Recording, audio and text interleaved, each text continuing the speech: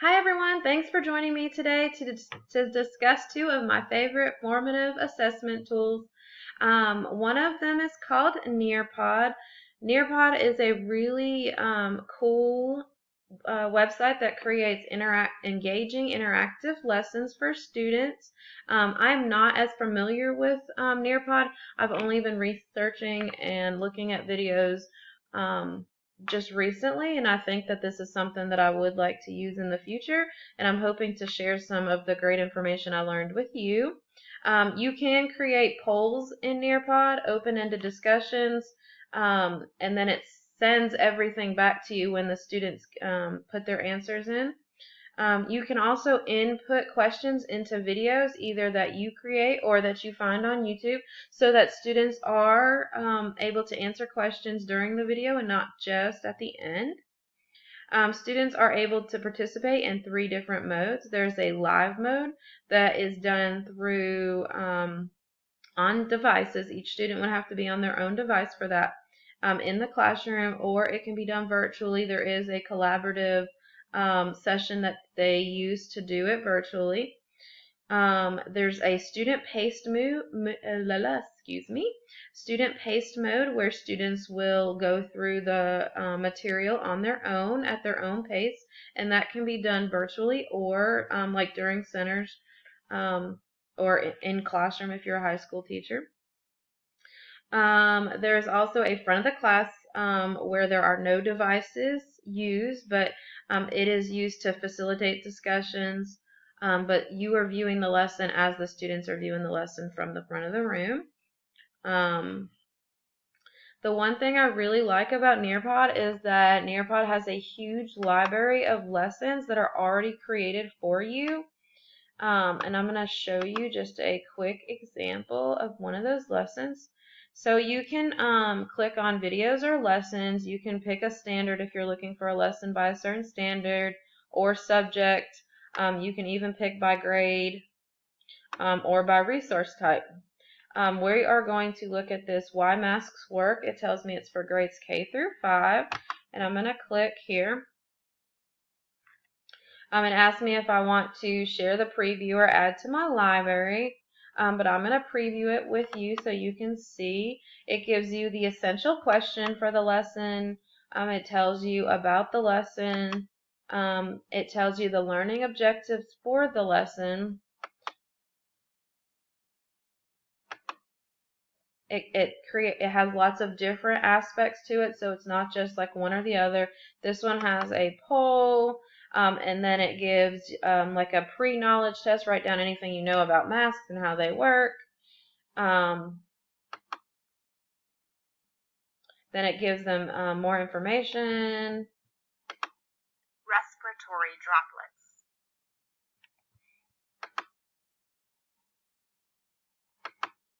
Students read through that information. This is a web page, so they would click on it to open the web page, and they would go on the it would take you to the web page to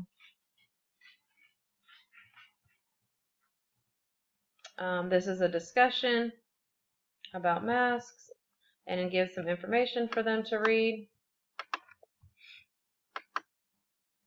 Here's an open-ended discussion question. We are not going to use that right this second. Why do you think there are many more droplets that land on the surface when a person is not wearing a mask? Students can obviously record their answers, or they can type them in the box, so that's a pretty cool feature. It continues, and then students can also watch a video about masks to get some information.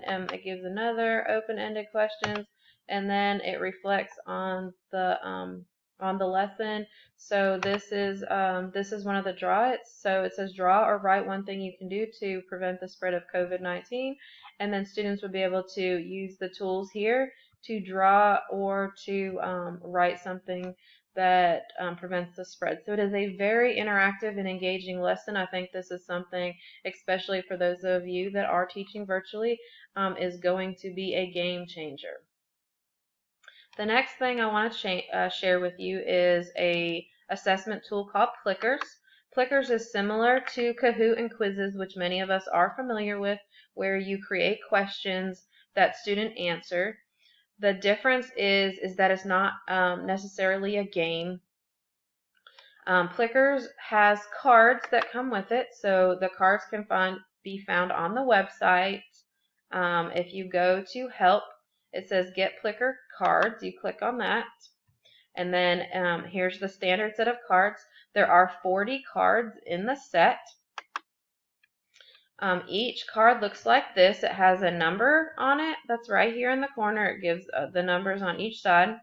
And when you input your when you input your roster in, it gives each student a number automatically. So you do not have to worry about giving them a number. Just have to make sure that they get the correct cards so that you have the correct data when you are using this tool.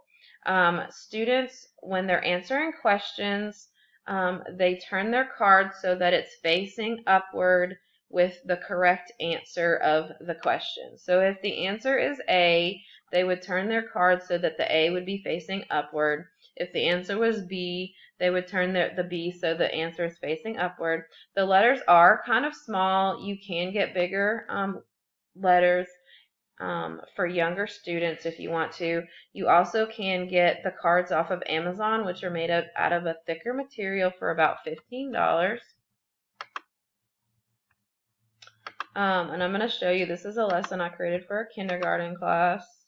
And it's just on letter identification, so the students would have to identify the letter, and obviously the answer is D because the letter is L. So the students would turn their cards so that the letter D is facing upward, and then the teacher would take their app on the phone and they would scan each of the puzzle pieces, and they could get real-time data pretty instantly. The downside to Plickers is that the free version only offers you a 5-question limit. So if you wanted to upgrade so that you could include more questions, there is an annual payment plan and a monthly payment plan. But it is a very cool, I really like that you do not have to use devices with this.